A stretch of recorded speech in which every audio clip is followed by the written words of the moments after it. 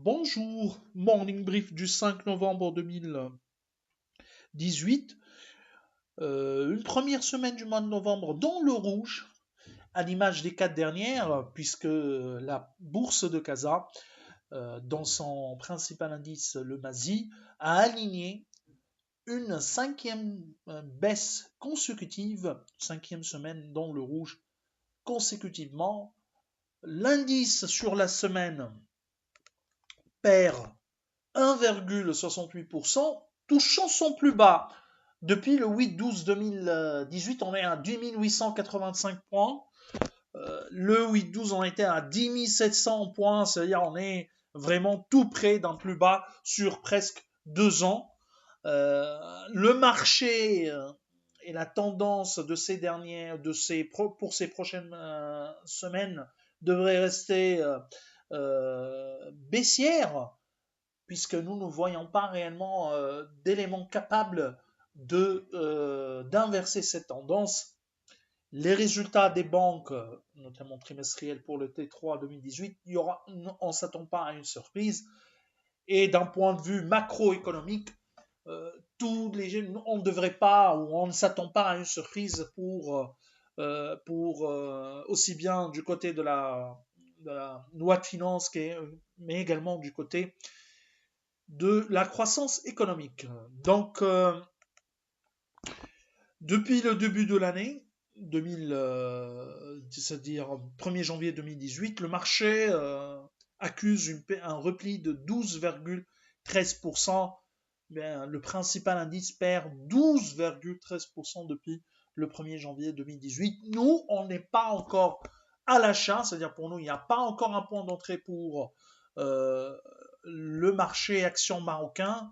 On est à 10% de perf, de potentiel combiné, c'est-à-dire on est à accumuler. Il faudra s'attendre à une correction de 5%, correction supplémentaire de 5%, et on serait on commencera à avoir un point d'entrée attractif, un nouveau point d'entrée attractif pour l'ensemble du marché action marocain. D'ailleurs, la semaine était vraiment négative avec seulement 5 valeurs dans le vert sur un univers couvert par Alpha Ménin de 33 sociétés, de 33 titres.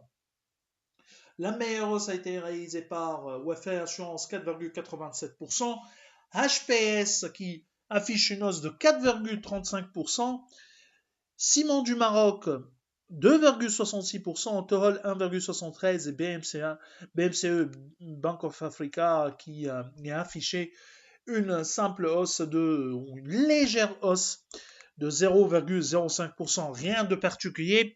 En revanche, les immobilières ont été sont toujours matraquées par les investisseurs et continuent d'accuser de pertes importantes. Résidence d'Al Saad qui perd 13,2%, Alliance qui recule de 9,57%, et l'autre immobilière Doha qui a perdu 4,55%. Les perfs sur l'année sont importantes. La plus importante étant pour Doha, presque 59% de pertes, Alliance 58% presque de pertes, et Résidence d'Al Saad, le titre qui a perdu depuis le 1er janvier 2018, 43,6% selon nos chiffres.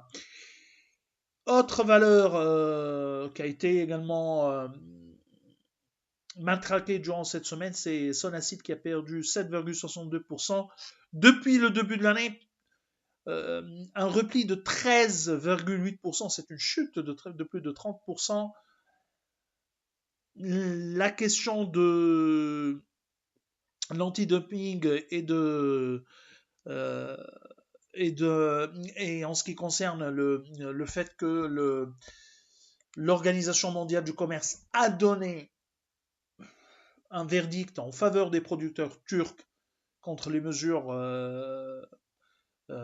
prises par le gouvernement marocain, est une autre source de pression sur le titre Sonacid. Disway qui perd 7,42% depuis le début sur cette semaine, 25,8% de pertes sur l'année.